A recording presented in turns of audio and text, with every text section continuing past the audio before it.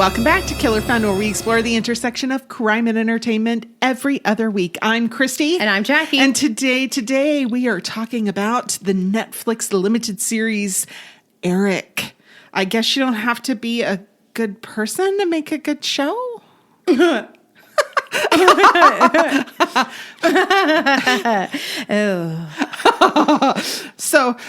So we're not going to talk a ton about the child abduction part of it because it's because you can't get away from that. Mm-hmm. But, it's tough. It's rough. And we like to be a little more lighthearted if possible. And it's hard. It's going back to school time and we're doing things like sending children off to go to schools and ride buses. And our kids are big, but, sending one off to college. Yeah. And that's tough. Yeah. Mm-hmm. I mean... Yeah, because they're suddenly not there with you every day. I know. It's a whole different thing. It is. It's a whole different situation. But this cast is really good. It's a really amazing cast, even if most of the characters, almost every character is unlikable in some way. There are basically two characters in the first episode that I like, and that's about it. Maybe three. The characters are like, I feel like, you can have a character who is unlikable, but they still need to be interesting. Oh, okay. Okay. Well, I'm sure we'll get there.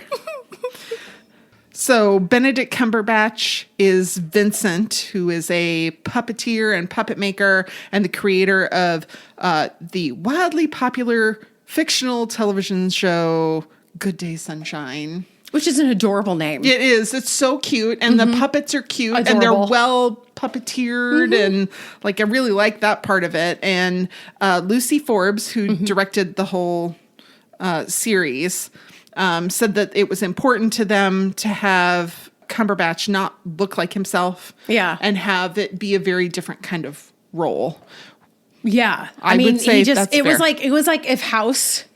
Who's the guy who plays House? Yeah, I don't know. That guy. That guy. That was the character. Okay, yeah. Right? Like, if you ever watched House, that's the guy. Okay. I was like, it was a good character. I get it. I get what she's doing. Uh-huh. It did feel a little copy and paste. That's for the character. That's fair. And maybe it's just great minds think alike. And that's how it kind of came out, because that's a similar pattern, right, for that character. Uh-huh. But I couldn't help it. Okay. All I could think was, is this really Benedict Cumberbatch? Uh-huh. Because it looks like House. Yeah. Well, he's definitely was different than the title character in Sherlock. Yeah. He was also in The Wonderful Story of Henry Sugar as the title character of Doctor Strange. Yes. So, lots of title characters. He was also the voice of Smaug the dragon in the Hobbit movies. Oh. Yeah. And Khan in Star Trek Into Darkness. McKinley Belcher III is Detective Michael LeDroit, one of the people that I actually liked. Yes, I liked him. Yes. I did. I liked him a lot. And he is the detective in the missing persons unit. He was one of his known for things is Marriage Story, which I'm like, I watched Marriage Story. I don't remember him being in it. But he was lighting designer. He wasn't the lighting designer. He was a character that was a lighting designer in Marriage Story. Oh, okay. It's weird. I'm like, he doesn't even get a name. He's just lighting designer. And this is one of the things he's known for. I'm wow, that's a big glow up right here. I mean, this is his big break. Well, not really, because he was also Agent Trevor Evans, who was chasing Marty Bird in Ozark. What? That's why he looked familiar. You're right. Uh-huh. Because he was in Ozark. Okay, that was his big break. Yeah, I mean, right? That's pretty cool. I missed that show. Man. Okay. Yeah. Gabby Hoffman is Cassie, the mother to Edgar, and, wife to Vincent. So recently she's been in some things, like she was in Girls. She was a character named Caroline, who is the sister to Adam Driver's character. But really what you probably would know her from is Sleepless in Seattle. Uh-huh. She was Jessica, the little girl who used her mom's credit card to buy Tom Hanks's son a flight to New York. That's so cute. And she was Karen, Kevin Costner's daughter in Field of Dreams. Isn't that cool? Yeah. Then we have Dan Fogler as Lenny, Vincent's best friend. He was in the Fantastic Beasts film series. He was in Walking Dead. And I was like, why don't I recognize him from Walking Dead? Because he wasn't in it until season 9. Oh. And I had stopped watching by Yep, then. I stopped it too. Yeah. And he was the uncle in the Goldbergs, which is what I recognized him from. Ivan Howe is Edgar, Vincent and Cassie's son, the child who goes missing. And this is his first on-screen role. Yeah, he did great. Yeah. He did really, really well. He was good. And then Clark Peters is George Levitt, the superintendent of the building that the family lives in. He was in The Wire as Detective Lester Freeman. He was the voice of God in Testament, the story of Moses. Okay. And he was in the John Wick movies. Oh, okay. Yeah. I like those movies. Yeah. If nothing else, Keanu Reeves is a delight. Oh, always. I don't care if he's violent and scary. He's a delightful person. Yes, exactly. Yeah, it's interesting. See how it's interesting but unlikable? Oh, there you go. Okay. Recap. So shows like Good Day Sunshine can make children and adults sometimes happy and help them make sense of their world. But the people behind those shows can be really troubled and have a really difficult time making sense of their complicated adult lives. We see some of that here. We see most of that here. I would have liked a little more Good Day Sunshine, please. Yeah. Can I have a little? Their songs are great and it's live with a band and everything. It's adorable. So great. Vincent, the puppeteer and creator of Good Day Sunshine, struggles to keep the show relevant. He really struggles to communicate with his wife and his son in any way that's effective. And he struggles with his mental health. We see Vincent encounter these challenges in many areas, and they cause him, I don't know if they cause him to be selfish. He behaves in selfish ways. And I don't know if one causes the other. But he's not kind to his wife. He's not very helpful to his sweet and somewhat neglected 9-year-old Edgar. Yeah. Yeah. There are some endearing moments. Yeah. Right? Like there's these endearing moments where you notice that Dad's been listening because he can come back and tell, and as if he had engaged in the conversation, he can talk about it and go right back into it. So it's almost more annoying. I have that in my thoughts. We'll get there. Ooh. Yeah. Okay, good. See, we're on the same page. So Edgar goes missing, and due to his father's modest fame, his real estate mogul grandfather's great fame, and the fact that he's cute and white, Edgar's disappearance becomes a story. Vincent believes that bringing the idea that Edgar had for a new puppet to life will bring the boy home.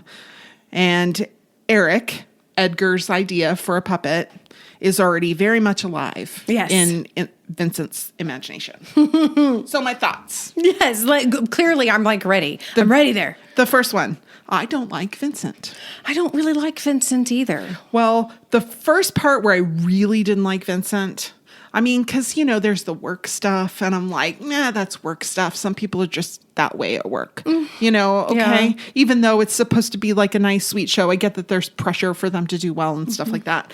But they're riding home on the subway, and Vincent encourages Edgar to laugh at a man who's sleeping on the subway. Oh, yeah. And it's cruel. And I'm like, I don't like you.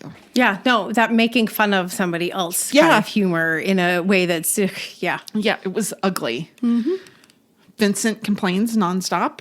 And it makes me wonder if the happy stuff at Good Day Sunshine is just an act, or if it's wishful thinking. Is he manifesting that somewhere in his life, but can't find a way to manifest it in the rest of his life? I don't know. Vincent's sour. I don't know.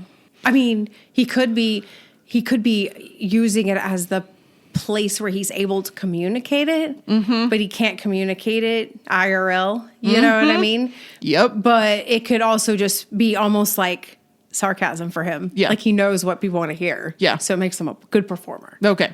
I don't know. I don't know either. Let's see. I really hope that the sketchy looking man who's watching Edgar in a rearview mirror is misdirection because it feels hacky. Mm-hmm. And later we do kind of see that does seem to be some misdirection. Yeah. From the trailer, I did not expect to be so suspicious of the father 18 minutes in. I'm like, wow. Yeah. And it made me think of, Scott Peterson. Oh, yeah. Oof. Mm-hmm. Yep. Yeah. I mean, but you always have to look at the family first. I mean, right. You do. Yeah. You know. They talk about the price of genius. And I'm like, free reign to be a jerk? Mm-hmm. Okay, good. The CCTV footage is excellent. I'm like, when is this even happening? Not, I know. It was, no.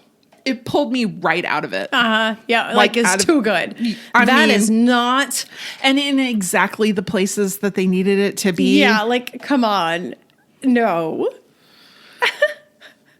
Okay, so Detective LeDroit. See, this, you can tell that I had some issues with the show because all of these are critical. Yeah. So Detective LeDroit is suspicious of the Lux nightclub owner, Alexander Gator. Mm-hmm. Really? Al Gator? It sounds like a character from Good Day Sunshine. Like, why didn't they just call him Alligator? I mean, I'm sorry, Alexander Gator? No.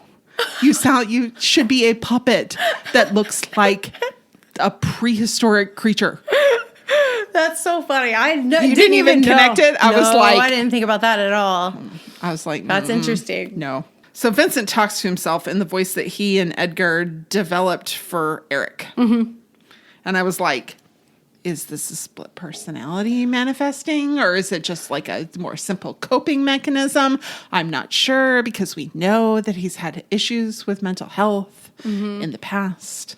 We also know he has issues with other things. I don't know. I don't know how much we're supposed to be reading into this. I don't know. It's a little tropey. To be honest, like, been there, done that. Mm-hmm. So you better do it really well. Mm-hmm. But I could see that they were hinting at it, but there were so many red herrings. Yeah. Right? So there was a lot. So you have these suspicions of everyone, which I didn't find each character kind of interesting. I did, however, find the kind of the mystery thing happening a little interesting. Ooh, all the red herrings. We don't know which way it's going and who's who and who's what. Right. So I kind of enjoyed that part of it. But it did seem like it could be just basic disassociation for coping and, grief. Yeah. Right. Keeping it and guilt. alive. Yeah. And guilt. And like a lot of those things that we're kind of seeing it manifest on the outside. We can see it. Nobody else can. Mm-hmm. So it's like we're getting a glimpse into the inner world. So it's like a different way of doing the narrator. Mm-hmm. Okay. Like, that's what it felt like to me. But I don't know. It could be. If it turns out to be a split personality, though, I'm just going to... But I'm going to watch it until the end. I'm on to episode 3 now. Okay. I mean, it's only 6 episodes. Yeah, I'm going to get through it. I feel like it may have a good payoff. It gave me some indication that there may be a decent payoff. Okay. So I don't know. We'll see. Okay. I'm not Where are gonna you? comment. Did you finish it? Okay, so you have to. So I'm not going to comment. Okay. All right. No. All right. Yeah.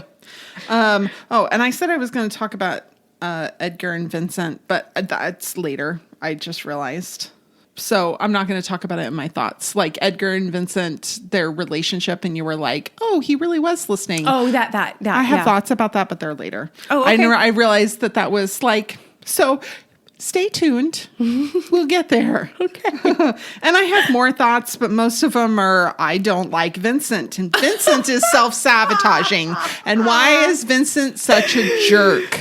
Oh, that's funny. That's most of them. Okay. Well, there's a theme here. I see a theme. Yeah. You didn't like this one. I did not like the character. And I have a hard time when their quote unquote protagonist is somebody that I can't root for. Okay.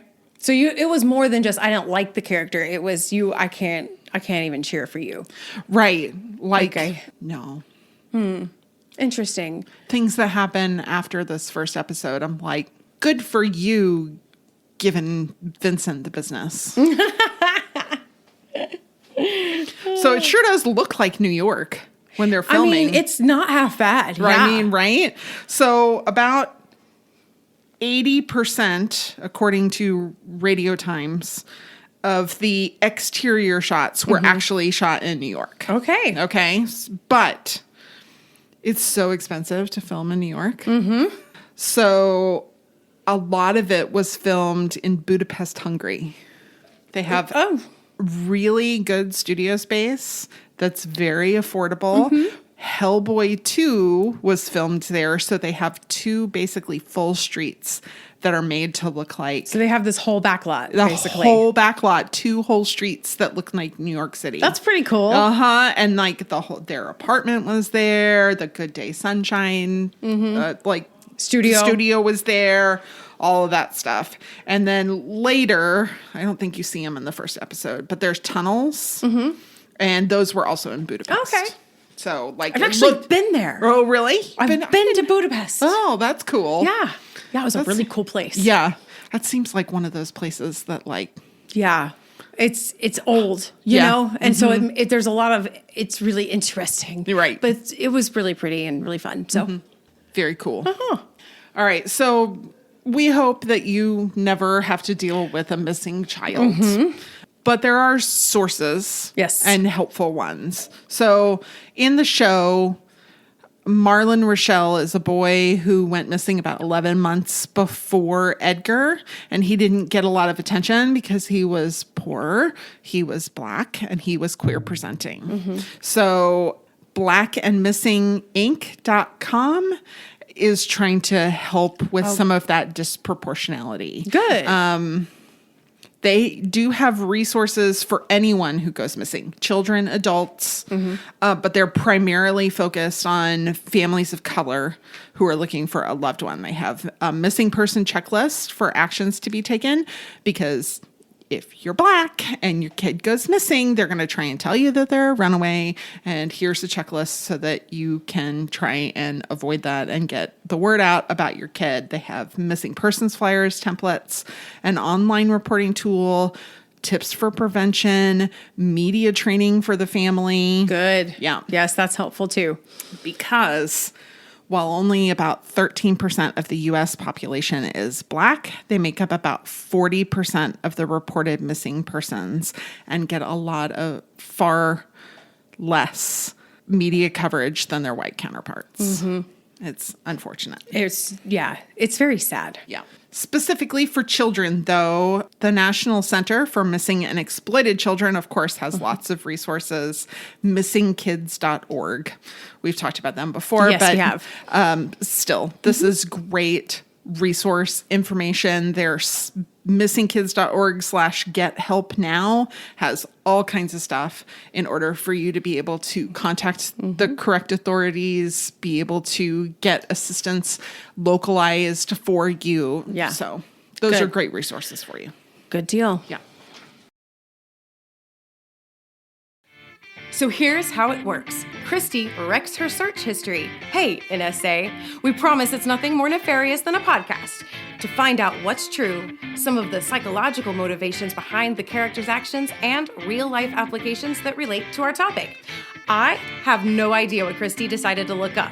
Could be the same thing that captured my curiosity or something I never thought of. Is it true? So is it based on a true story? No, I don't think it is. Not really. Not specifically, but the creator of the show, Abby Morgan, said that it was based on a number of missing children stories that she heard about growing up that happened in New York. Well, and we know that was kind of the Cadillac. No, it was the catalyst for the milk carton thing and all of that. We're going to get to that. I will tell you what I think it's based on. It's not based on, but it's basically Labyrinth. Oh, it is a little like Labyrinth, isn't it? Eric is Ludo. Yep.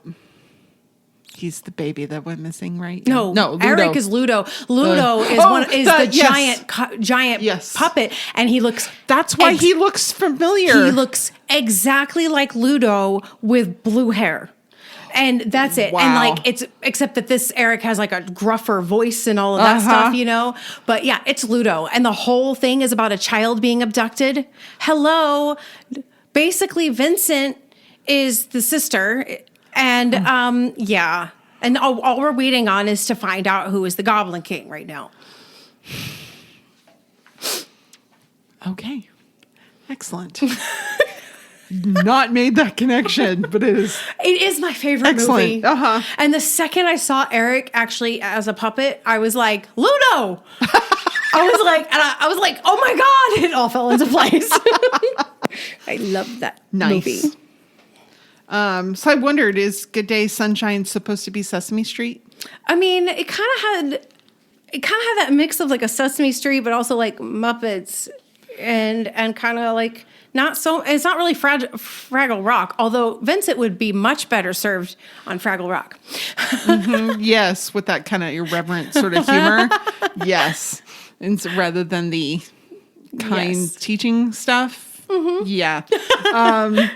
Well, Abby Morgan, the creator, said it's a nod to Sesame Street, but not meant to actually be Sesame Street. And they do mention later on Jim Henson at one point. So in this world, they're not replacing Jim Henson. Yeah, they are, acolytes to Henson. Yeah. And it's clear the puppets are. Absolutely. Yes. I mean, really, that's what we expect puppets to look like now. I mean, yes. Thanks to Jim Henson. Thank you to Jim Henson. It's really meant to show the absurdity and yet obvious rivalry that goes on in those worlds. They're messaging and educating our children, and that's an incredibly powerful tool, yet the people behind them aren't always as mentally, physically, or emotionally as stable as you'd expect them to be. Well, yeah, because, the people behind them are actors. Right. They're all actors. Yeah. Puppeteers are actors. Yeah, they are. I don't know why we think puppeteers have to be more their character than actors are. No. You know what I'm saying? For sure. But I think with puppeteering tends to come a more creative and influential person because they do have so much to do with that particular character, and that character has to be manipulated in a certain way. I feel like puppeteers end up with maybe a little more say in what how their characters behave and things like that. It's just from what I've read about like what kind of influence the puppeteers who were long working on Sesame Street had over the stories. I think that's maybe kind of where they're getting at is that, and even in like kind of the writer's room, they were actors, yes, but they were also in the writer's room, all of these puppeteers. Yeah. So there's a little more crossover there than your typical set, maybe? Right, yeah. I mean, I don't know, because like a lot of actors have a lot of, Matt Damon has complete control over his character. Yes. And he's going to have influence. So maybe we can kind of say that big name actors might have the same kind of influence that puppeteers have, but when you cast a puppeteer, maybe. But I don't think your average puppeteer is in the writer's room or has that much control. But Sesame Street, they'd been there for a long time, right? Like they were. I don't know. It's interesting. I hadn't thought about that. I would have never thought that. Oh, ever. Yeah, I mean I think that's kind of the. Now, certainly for like a movie, like a Muppets movie, that would be less the case. But on a show like this, where you have reoccurring characters that are puppeteered by a particular person, like if that person quit, they would not have that puppet anymore. That's how it seemed on this show. Good Day Sunshine. That's not how it works on Sesame Street. But like this particular show seemed like the people who operated their puppets had a lot of say in their puppets' behaviors. Anyway. It did seem like a very I mean, it did seem like a very collaborative show. Yeah. Like their show was very collaborative. They all went to most of them went to the writer's room Right. to discuss the whole thing. So it seemed very collaborative. And it was still kind of a young show. It was 10 years old, but it was still kind of in that scrappy mode, right? Like, whereas, you've got with things like Sesame Street that are bigger and nationwide, you've got tend to have people who are kind of setting a curriculum, right? And they didn't seem like that's what they were doing on the show. Kids shows in the 80s weren't as educationally sound. Yeah, exactly. But I don't know, they were better. I'm just kidding. I mean, they were better, but no shade. They were less annoying. All right, so you've mentioned them already. So you do remember the children on a milk carton. Oh, yes, I do. We didn't have a lot of that here. Okay. But it definitely was a thing. It came about because of some high-profile missing children in the 70s and 80s, which we'll get into a little later. The nonprofit National Child Safety Council started a nationwide program called Missing Children Milk Carton Program in December of 1984 and January of 1985. By March of 1985, of the 1,600 independent dairies in the U.S., 700 of them were participating in putting missing children on milk cartons. It was a very unique idea. It was, and it was unique. It was kind of ubiquitous. Yeah. It caught on really fast. It made sense. Children drink milk, so let's put missing children on the milk cartons. But okay, there is somebody in the room had to say something. yeah. We're good. Hold on. The use declined even by the late 80s. Like, it was kind of a short window for these things, and it completely discontinued when the Amber Alert system came into use in 1996. It just wasn't that helpful. And there's some criticism of it. Yeah. It overstated the risk by quite a lot. We had a lot. It was the stranger danger in hand with the satanic panic. We liked our rhyming terror things for children in the 80s. Most of the children who were pictured on the milk cartons were taken by a non-custodial parent. Yes. This is part of the problem is that stranger danger is not the danger. Yeah. It's not that it doesn't exist. And it's not that it doesn't happen. It's not that you shouldn't tell your kids, don't get in a car with somebody you don't know. Right. But most of the kids who go missing know their abductor. Yeah. It's don't get in the car with a person you don't know. And if anybody in our life creeps you out, you have to say something to me.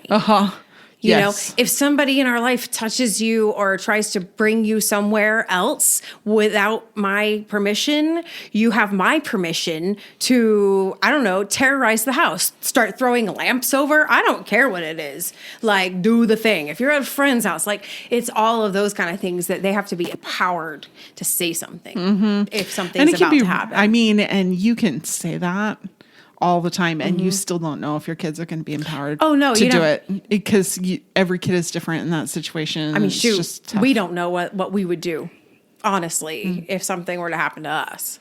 You know, you can only prepare so much, and then, when the moment comes. So, but that's all you can do is prepare, and let them know they have a safe space. Yeah, exactly.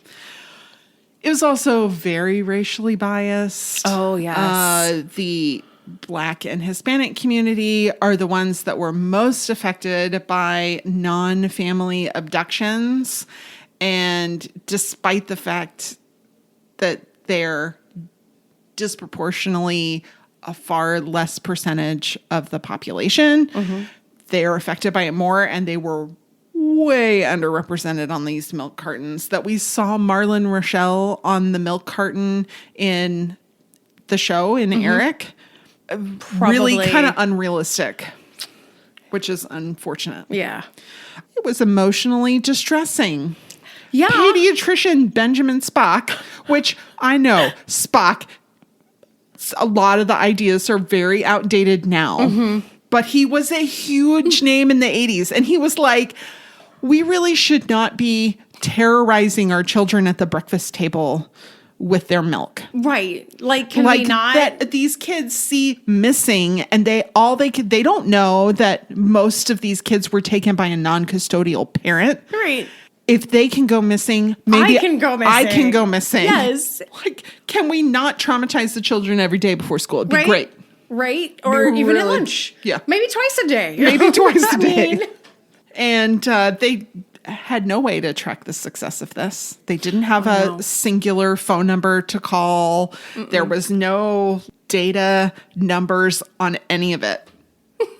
And the dairies really only did it because they got a tax break on it.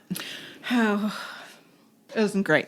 you know what? It was good. It's good that try. it only lasted for a few years. Good try. Yeah. And kudos for stopping it when it didn't turn out to do the thing you wanted it to I do. don't think it was even that they stopped it because it didn't turn out the thing. I think that the incentives became less. And so the dairies decided not to do it. You think it like fizzled out? I think it kind of fizzled out that the dairies were getting less subsidies. So they were like, I'd rather advertise That's on the that's side a of fair my point. milk carting. And that when they replaced it with something else that worked better, that's when they were like, no done. more. Yeah, we're done with these. So I kind of think it was more of an economic. Well, good job economics then. Yeah, exactly. It's got to work sometimes, right? Sometimes it does. So the Good Day Sunshine theme in the show was adorable and original. Okay, it felt original. Yeah, it is original. But I forgot that Good Day Sunshine is a song by I know, the Beatles. I hear it in my head as I know. we speak this. Yes. I know, exactly. From their 1966 album, Revolver. Yep, it's So, a great song. it is I a like great the song. song. It's catchy. That comic book that Vincent bought for Edgar. Yeah. Was it real? I have no idea. Okay. I don't think so, because there was rare instances I could find of comic books named Dynamite, which Okay. is the name of the book that he bought him. Okay. Didn't look anything like the cover of this book. I spent some time Did you? trying to pause and look at the Yeah, the cover of it. cover of the book to try and figure out, the only one I could find had Emmanuel Lewis on the cover, and it did look nothing like it. okay. And there is a comic book publisher called Dynamite Entertainment, but they weren't established till 2004. Okay, so Yeah. all right. Good job, art department. Yeah. Just like So I thought Cassie seemed a little more like a today mom with her wariness of letting Edgar walk by himself than a 1980s mom. I was like, okay, well, but what does the American Academy of Pediatrics say about when kids should be able to walk to school? because let's remind us. Well, how old is Edgar? He's 9. So He's about to be in the 5th grade, going to be 10 soon-ish. yeah, Yeah. I mean, it did seem that way because 80s were more, but also it wasn't like he was walking to school with other kids, Right. in that area, and so maybe that felt a little weird. Plus, moms just have intuitions about things, you know. Yeah. So So the American Academy of Pediatrics says generally 9 to 11 years old is the age range which kids are ready to have a little more independence, whether that's walking to the bus stop on their own or walking to school alone. So it makes sense. I mean, I hate to say that Vincent wasn't completely wrong about it, but he was wrong because he was selfish. He just didn't feel like it. yeah, He just was didn't in the feel like middle it. of it wasn't a priority for him. It wasn't an intentional decision, and I think that's what. For moms, I think that's when the caution flag starts waving. Is it's not that we don't agree that they might be able to do it. It's that it's not an intentional decision. It's a decision by wanting to avoid work, and that feels not the same as making an intentional decision. Ding, ding, ding. Good job. All right. So Detective LeDroit, his assistant, Tina, she notices his cologne and she asks him if it's Cool Water or Calvin Klein. Now, I read a number of articles that said that while I didn't see a particular date really that I noticed anywhere, the creators said this was supposed to be taking place in 1985. Okay. Could you have worn those scents in 1985? Calvin Klein, I feel like Calvin Klein had something. Okay. But I don't know when Cool Water came out, but it was all the rage and super, super popular late 90s and through the mid 2000s. But it is a designer cologne. So it may have existed a while before hitting the youth or before maybe the designer brand lowered prices. Maybe they weren't keeping up with others. And so I don't think it's out of the realm of possibility. Okay. But I don't know how you confuse the two. I mean, because Cool Water is, yes, that's like, it's unmistakable. Yeah, and Calvin Klein, any of them, I don't care, any of them smell pretty darn different. I mean, for real. Also, I know why it was popular, at least with the ladies in the mid to late 90s, is because they had Cool Water had this beautiful advertisement with a diver. Oh, yeah. And he was absolutely gorgeous.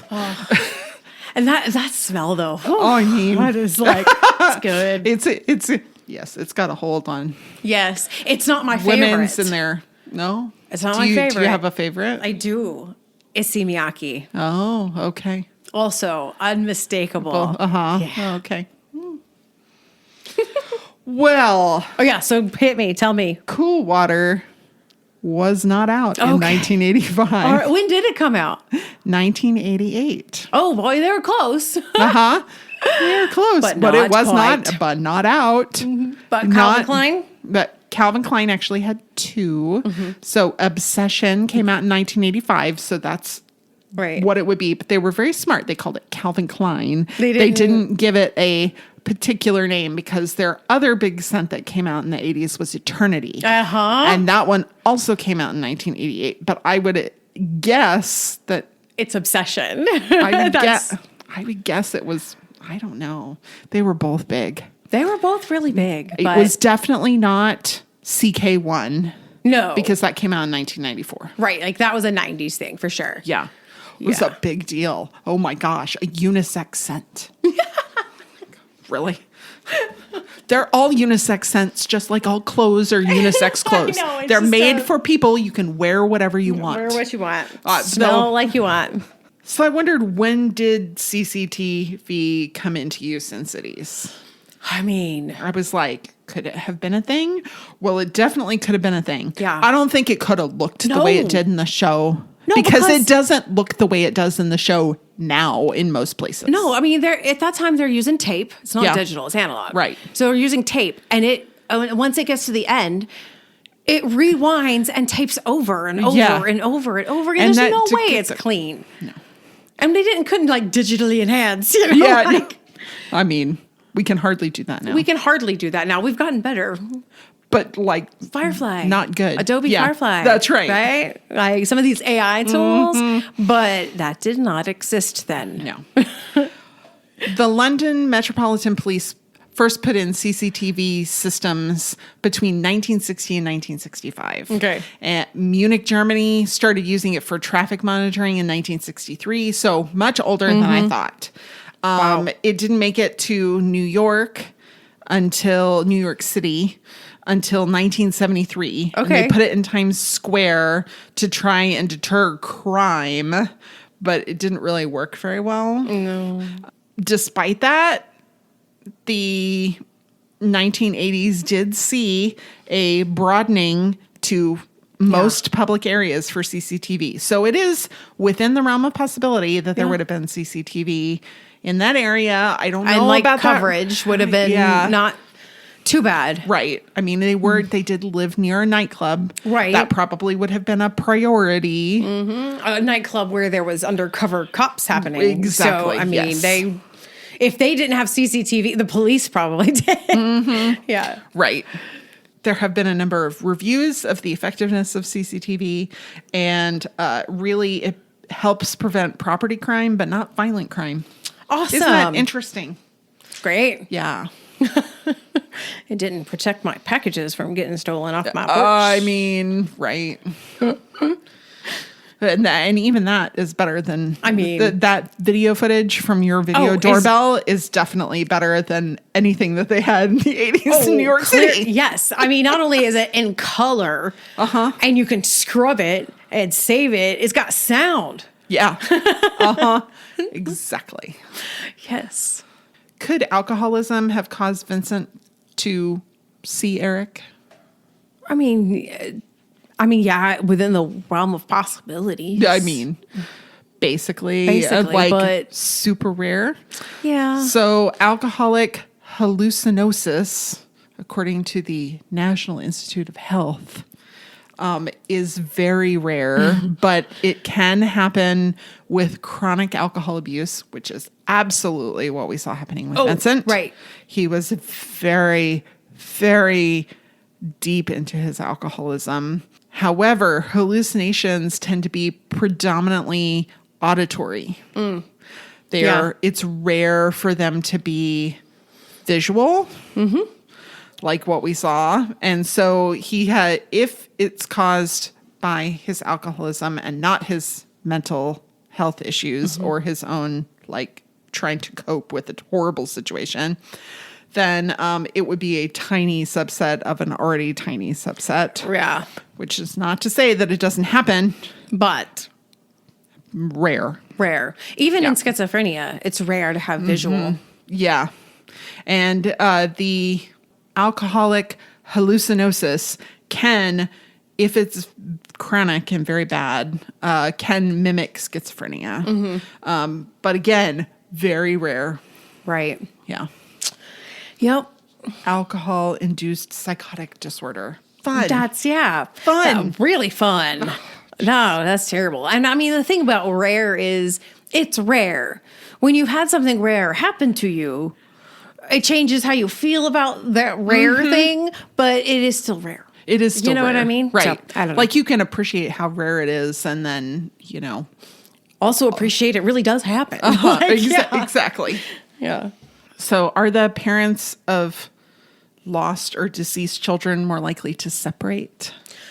I'm going to say yes. Okay. I'm going to say inconclusive. Okay. That's fair too. Because so there's not a lot of study on, like, just missing children, because there's not really, again, this is a rare sort of thing that's happening for parents who are married to have a child be abducted. Right. Most of the time it's a Because it's non-custodial parent yes. or somebody else in the family. Bereaved parents, there's a little more. It's a different thing. It's different, but I think it kind of fits here because they really don't know what happened to Edgar. Certainly not in the first episode at all. I would say they would not be thought less of to assume that something nefarious had happened to him. He might not be alive anymore. Right. So bereaved parents do tend to report higher episodes of depressive symptoms and anxiety levels than the general population, which makes sense. If it's their only child, they're more likely to have high grief reactions, which makes sense. They had one study that said it may have higher divorce rates, and then another one that they made note to call an empirical study, said that actually they really only have divorce rates that are about equal to society at large. Well, and that's hard because the divorce rate for society at large is not a really good number. No, like it's this general ballpark, and we really don't know where that lands. Right. And so it's hard to compare. Right. At that point you're in qualitative land right now with the research, just gathering experiences. So basically it's like, we don't know. Yeah, we don't really know. Maybe you'll get divorced. Maybe it's worse for you. We don't really know. What we know is that they do experience particular patterns unique to that experience. Right. That the more we are aware of that, the better we can help them in counseling and provide resources to prevent, hopefully, the dissolution of the whole family. Right. But so their patterns are not inconclusive. It's just a matter of their outcomes. We can't really. Yeah, that makes sense. Yeah. Because people deal with things differently, and then there's a lot of blame, and yeah. All of the sources that we use to inform our discussion here on Killer Fun Podcast can be found on our social media. Join us on Facebook at Killer Fun Podcast, exploring the intersection of crime and entertainment. You can find us on Twitter at Killer Fun Pod, or you can send us an email at killerfunpodcast@gmail.com, and I'd be happy to share a link to whatever information you're looking for. We love to hear from you. You might learn a little something too. Psychology break. All right. Wow. Fighting to the extent that Cassie and Vincent fought in the show is not normal. No. It's not healthy. Well, it's not healthy. I don't know if it's not. I don't know if it's not rare. Okay. We go there. Okay. That's fair. It's not rare. It's not, I wouldn't say it's rare, but it's certainly not healthy. No. And I mean, minor disagreements, but they were like pretty brawling pretty frequently. That's kind of a red flag, according to Dr. Asa Dawn Brown. When there's physical manipulation, aggression, coercion, controlling, manipulative, bring in this lack of empathy, the gaslighting, emotional instability, all of that's kind of out of the realm of normal. And we saw a lot of that. Now, it's normal for couples to have disagreements, even arguments. It's healthy. And it is healthy. Conflict is actually healthy. Healthy. Yes. Because it can foster solutions. So it's healthy as long as you're moving forward and finding. You have to fight well. Yes. You have to learn how to fight well. Yes. And you have to fight with the intention of having better understanding of your partner. Yep. So I hated it when my parents fought when I was a kid. Yeah. And they would, brawl and mean, and it was awful. And if I could get away, I did. And, I heard a lot of it and I didn't like it. And so did my husband. A similar sort of situation. Yeah. And he didn't like it either. So I think maybe we have overcorrected a little bit because we never fight in front of the kids, which, I think that's positive. We should, People have opinions about this. I mean, right. Yeah, because it was all, you say that because I remembered before you even said it, that was something that was told to people getting married, especially in the late 80s through the 90s, to never fight in front of the children. And yet, so my husband and I can be having a conversation. It's barely even a disagreement. We're just trying to come to a situation. And my youngest is very sensitive to it and is like, stop fighting. I'm like, we're not even fighting, honey. This isn't fighting. We're just trying to come to an understanding of where each other's. It sounds like you're fighting. So we may have overcorrected a little. I mean, it's so hard to get it right anyways. The best laid plans. Right? Like, I don't want to traumatize my children in the ways I was traumatizing. And then let me traumatize them in a whole new way that I thought I was avoiding entirely. Parenting is so stupid. It's so hard. It's hard. Even when you think you're doing a good job, you realize, oh man, I screwed it up really bad right there. Yeah. This morning in the car, I had a thought about parenting, and it was along those lines. I said, I don't ever know if I'm doing well, because the second I'm like, yes, I'm like, oh crap. And oh man. It's just every time I feel like I'm good, I'm doing a good job at this. I'm like, no, you're not.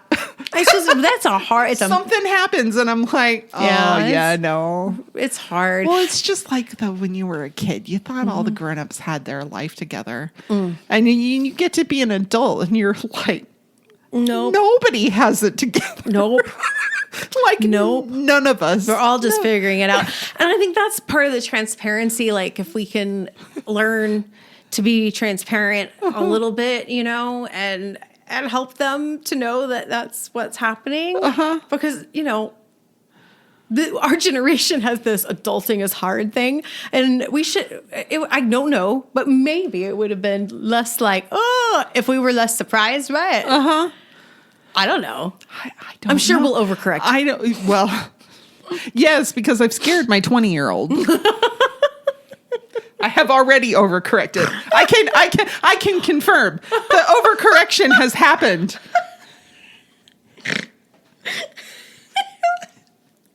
Vincent displays some negative parenting styles. Yeah. It's funny because there are 3 in this Psych Central article by Keela Reynolds, PhD.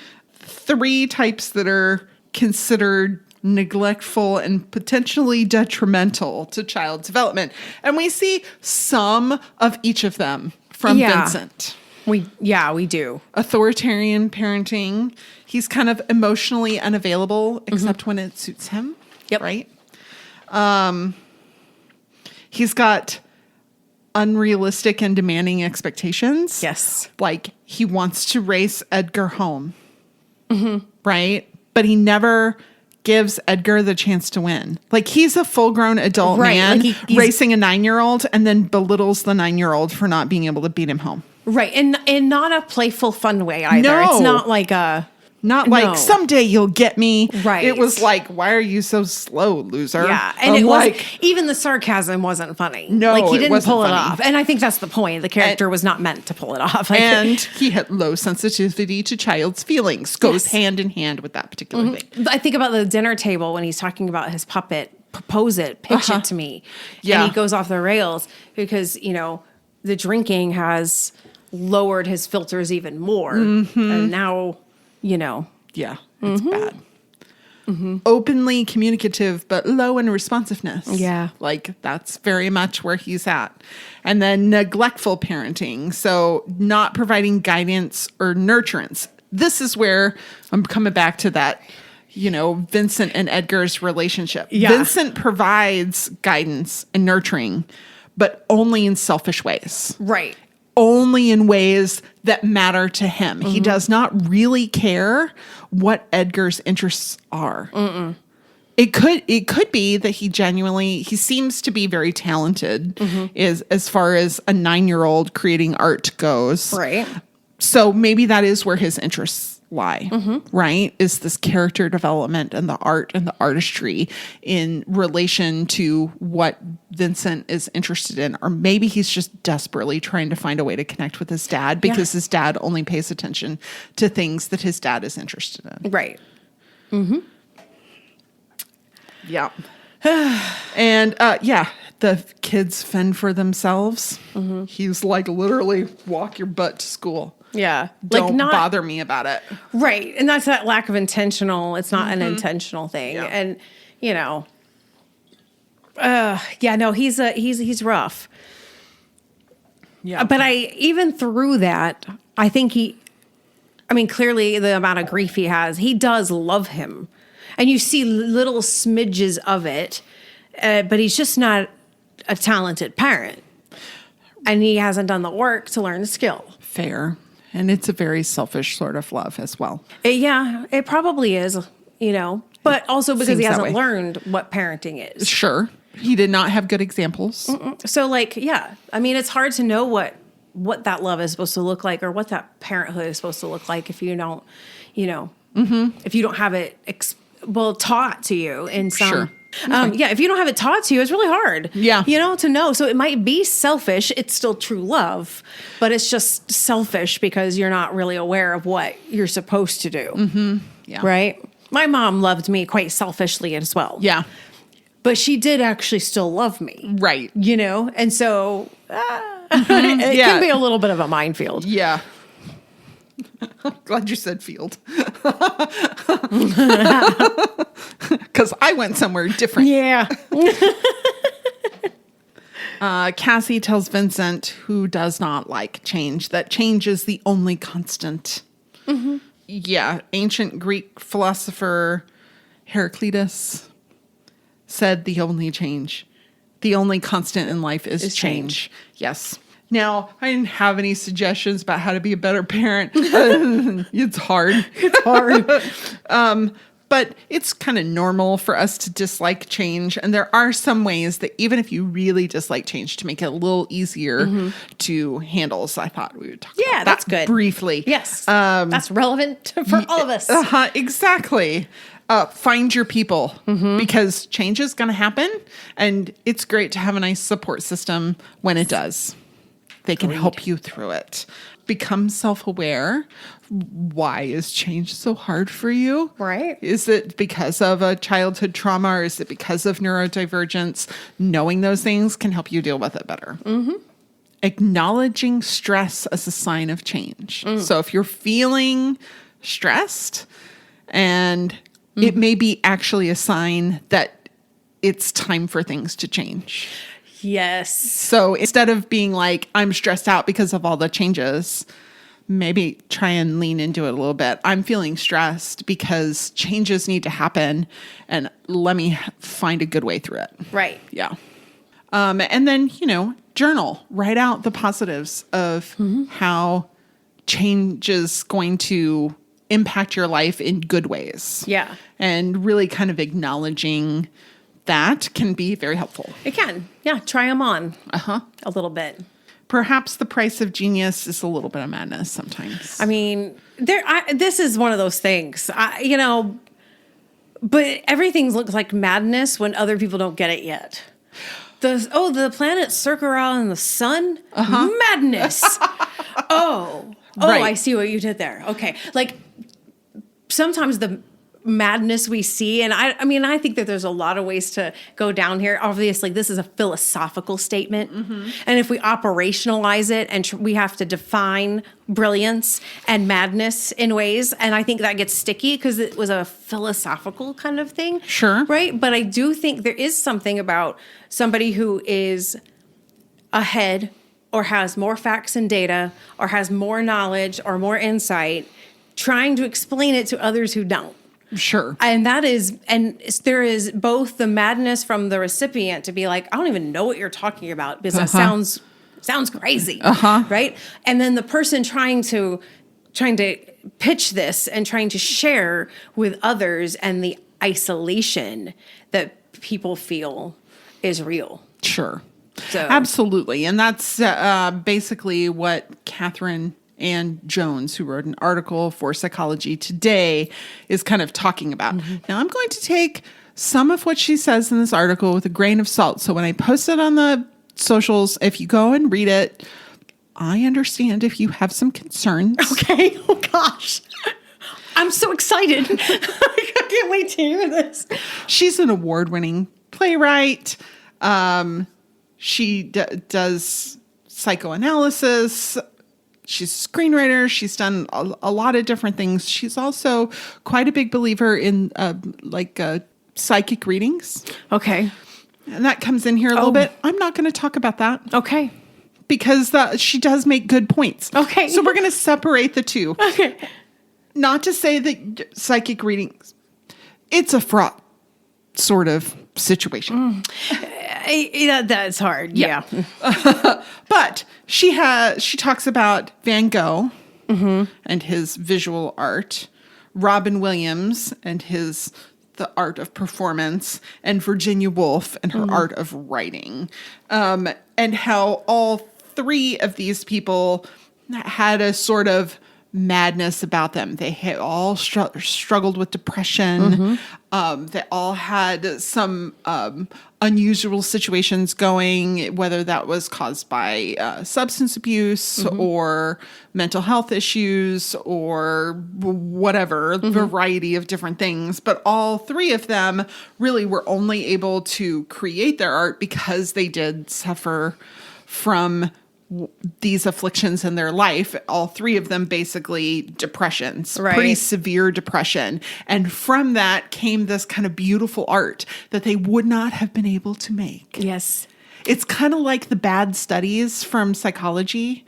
Like we learned so much from them, Yes, but we they do. were really awful and their mental illness was really awful for them. But what they did with it gave us a legacy of beautiful art. It did.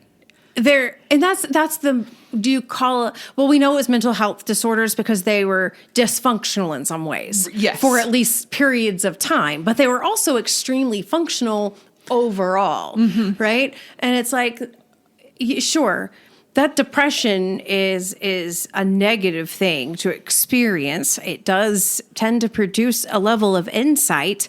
And then sometimes if you're into the philosophy side of it, you start to wonder, were they depressed and that created insight? Or did they have great insight that was so depressing? Oh my gosh, I had not even thought of that.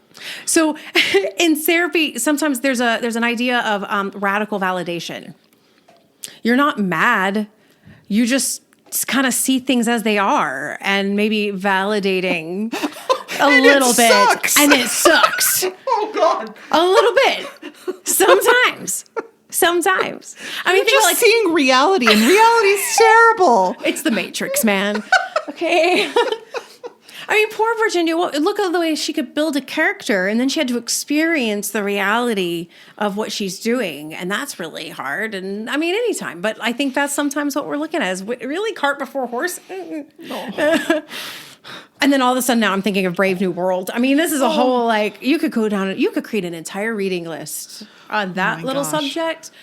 And then you would be depressed for the summer. So I was going to say that's not a bunch of beach reads. no. I mean, you might be happier if you read them on the beach. Oh, yeah.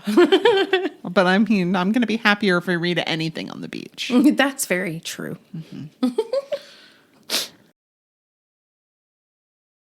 Real life.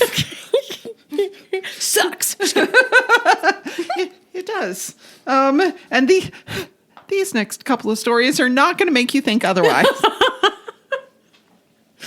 Because one of the real life stories that inspired the show, Eric, was Adam Walsh. Okay. Yeah. So Adam Walsh was 6 years old. He disappeared in 1981. His disappearance and eventual murder is what caused John Walsh, his father, to create America's Most Wanted, which is on television forever. Yeah. Yeah. In 2008, they determined who was responsible for Adam Walsh's disappearance and death. Otis O'Toole had confessed twice to killing Adam Walsh and recanted both times. And then Toole's niece told John Walsh that on his deathbed, he confessed again to killing Adam. And that was September 15th, 1996. That's when he passed away. Now, John Walsh had said he believed it was Otis Toole for a very, very long time. It took them from 1996 until 2008 to conclusively link Toole to Adam's murder. Then they have never divulged what it was exactly that it helped them come to that conclusion, but they did come to that conclusion that it was absolutely conclusive that this is the person who did it. And John Walsh said we needed to know, and today we know. Not knowing has been torture, but that journey's over. That's good. So, But wow, at least they bittersweet. found it. I mean, really, like, awful. And then the other high-profile case was a little boy named Eaton Patz. And he was 6 years old in New York City and was walking to school by himself for the first time. He was walking to the bus stop. Okay, to the bus He stop. for the first time, he was walking to the bus stop. Mom watched him leave. He was supposed to walk 2 blocks down to where the bus stop was. There was a mom watching for him, and he never arrived at the bus stop. I mean, just 2 blocks. 2 blocks. And the very first time. Yeah. Somebody was watching him when he left. Somebody was watching for him to arrive, and still it went awry. What that did, I'm not going to talk so much about that. But what it did was that really changed the way people parented. Yeah. When that happened, parents were much more cautious than they had been before that, particularly in big cities. Yeah. Certainly it started in New York. It eventually trickled out because like in the mid 80s where I lived in suburbia, it was like still not that big of a deal. It wasn't until a little later that my parents got a little much about it, but it really changed not only the way the parents who had young kids at that time parented, but the way his peers would eventually parent. Right. So there was Eddie Spaeth who lived in Brooklyn, and he remembers when Eaton went missing, like that there were helicopters and that there were people out in the street and like looking and calling and trying to find this kid. And he said, we went from one day coming home when the streetlights came on to the next day, mom always sat in the window and watched us play. Yeah. And he said that he and all of his friends basically became much more helicopter parent like because of that particular instant. Yeah. Yes. I mean, it makes sense. Yeah. Right? I Yeah. mean, it makes sense. Yeah. I mean, I understand it. Uh-huh. Now, in May of 2012, a man named Pedro Hernandez confessed to Eaton Patz's abduction and murder. He went to trial at the end of that year. He did plead not guilty, which is weird because he'd already confessed. It was a whole thing. That was a hung jury. They had 11 for conviction, 1 against. They could not convince the one against, so they had to retry it, and that started in October of 2016. He was found guilty in February of 2017, sentenced to 25 years to life, and that conviction and sentencing was upheld in March of 2020 at an appellate court. So they did find his murder. So that's good. At least there's a resolution. I mean, even though justice it came did what it a can. long time. Yes. It never fixes things, but it does do the thing. Yes. And an effect of this stranger panic. Mass incarceration. Oh, okay. Yeah. Go there. Yeah. So Jacobin had an article from 2020, and they talked specifically about Eaton Patz. Oh my gosh. In 1982, CBS Evening News informed rapt and terrified adults that up to 50,000 American children were being kidnapped by strangers every year. I'm like, what? They pulled that number out of the air. Yes. Beep. Out of the air. Because they say now, even like within a couple of years, they were like, oh, those numbers were wildly inflated. So it was coming from these abductions that were happening in big cities, primarily New York, that they're seeing these things happen. New York in the 70s was this kind of tough place. They say deindustrialization battered New York City with an enduring intensity, and some 2 million white New Yorkers bolted for the suburbs. The city was left in crisis, and social chaos resulted. So they wanted some kind of response. And instead of expanding social programs and making it so that people didn't feel like they had to leave the city, they went the other way and upped policing. Yep. And bipartisan bills were passed in the name of saving children that increased police presence, increased sentencing, all of these things. And because they were invoking these children, you couldn't really protest it because, oh, what, you're for child murderers? I mean... And that's not what it was. It just wasn't solving the actual problem. Yeah. And so you have people on both sides of the political spectrum using the disappearances of these children that were extremely rare but high profile to up things that caused incarceration. It's, Maddening. It's maddening. Because it feels like the children were used. Well, they were. They were. I mean, they were. And not only that, like the citizens were used. Yeah. By controlling them with fear, of each other in ways that weren't. And then on top of that, just the idea that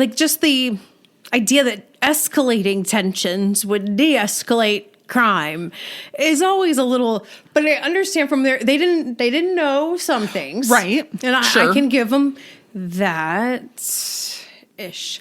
But, it's so sad because we still feel the reverberations of this today. Right. And now we know it's not true. Even by the 90s, when they were pushing some of this legislation through, we knew that most of the children who were going missing were not stranger abductions, but they still continued to use that as fear in order to manipulate the populace. And that's really it's a political move. And I hate it when they do that, when they use a false fact that is a loaded question so that makes you sound insensitive and ugly if you try to combat it with the actual truth. Right. And we're not saying that child murderers should go free or not be prosecuted to the fullest extent of the law, or that there shouldn't be laws that prosecute them severely. Right. No, what we're saying is actually do that. Yeah. Because exactly. You're not. Yeah. Thank you. There we go.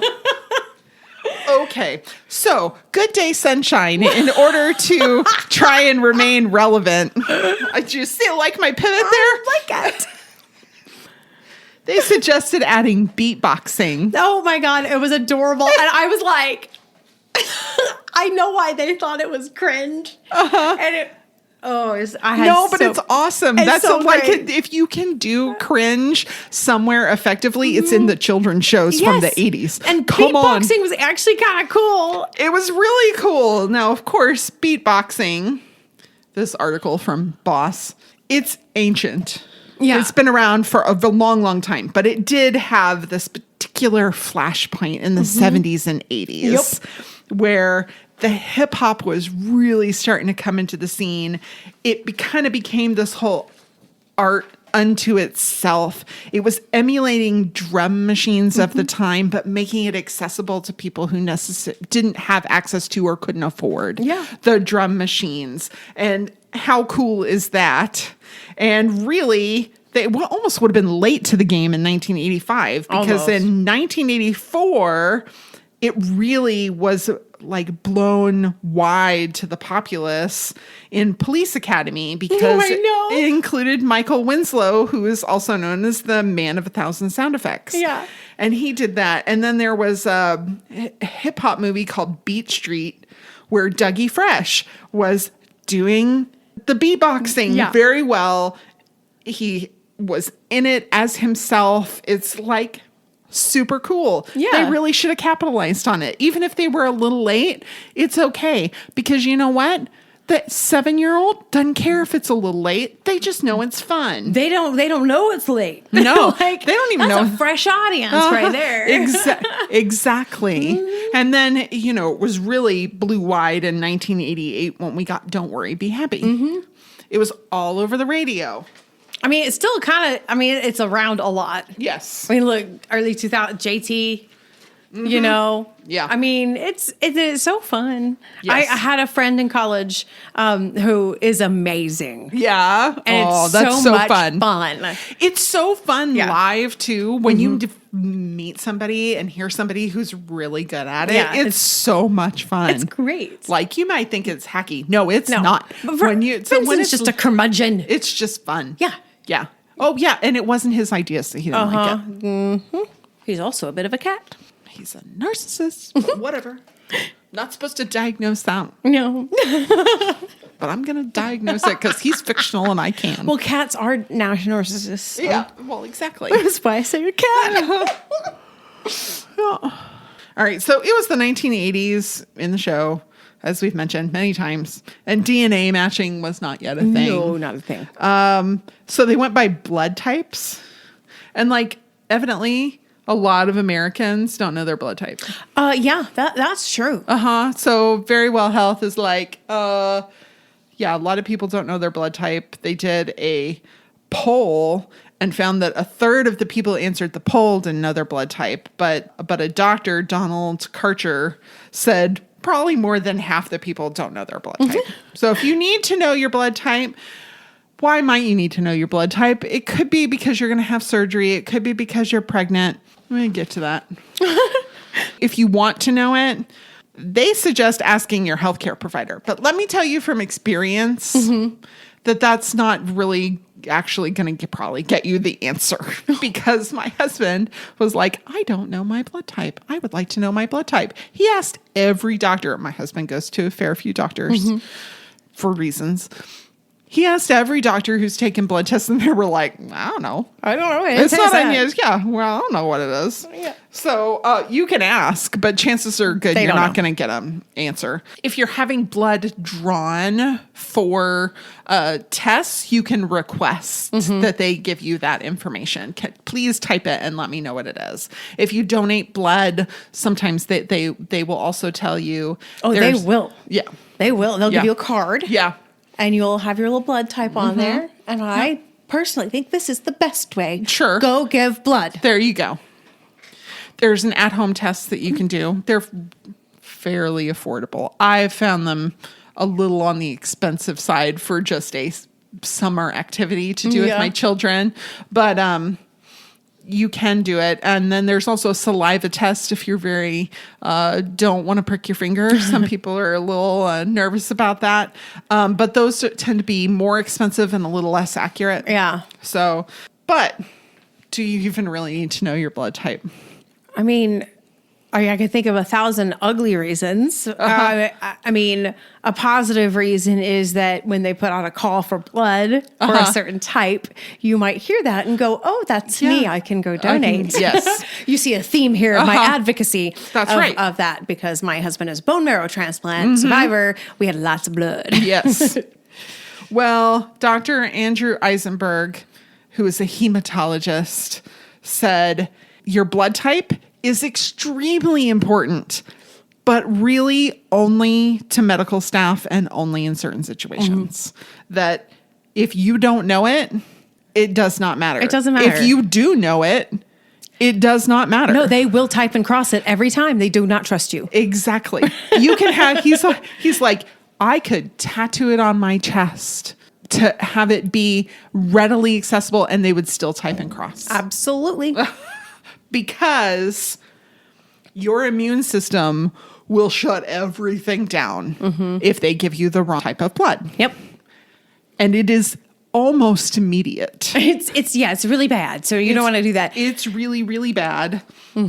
They say that there are things that you can learn about your body if you have a certain blood type. Ish, not really. There's no conclusive evidence that if you have a certain type of blood, that a certain diet is going to be better for you or a certain exercise measurement.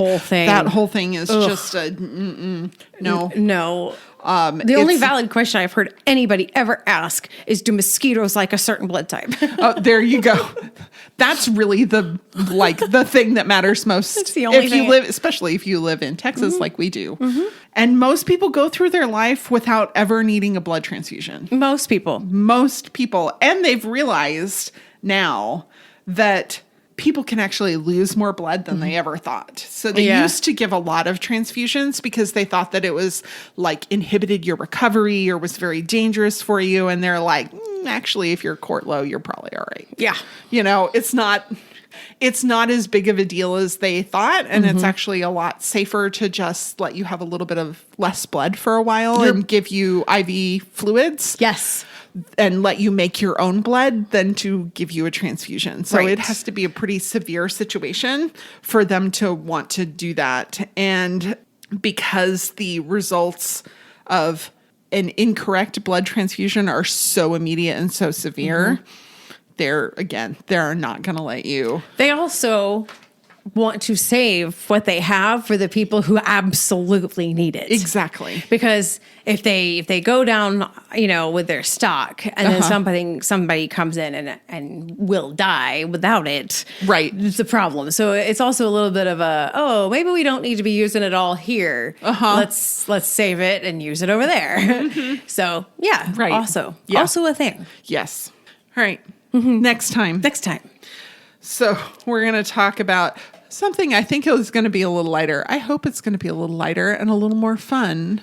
I hope I'm not ticked off at the characters quite as much as I was in this show. Yeah. I mean, I was just annoyed with the characters overall. I know. I wasn't a fan of evil Ludo. No, exactly. A Robin Hood-esque caper that may have us wondering who the real criminals are. Matt Damon's latest action movie, The Instigators. I can't wait. It's in theaters, but is also on Apple TV+. Yes. Very fun. Thank you so much for listening. We know you make a choice when you listen. We don't just come on the radio. You download us, and we really appreciate it. Hey, rate and review wherever you get podcasts. Tell a friend. It is way more fun when you can listen with a friend. And until next time, be safe, be kind, and wash your hands. Da, da, da.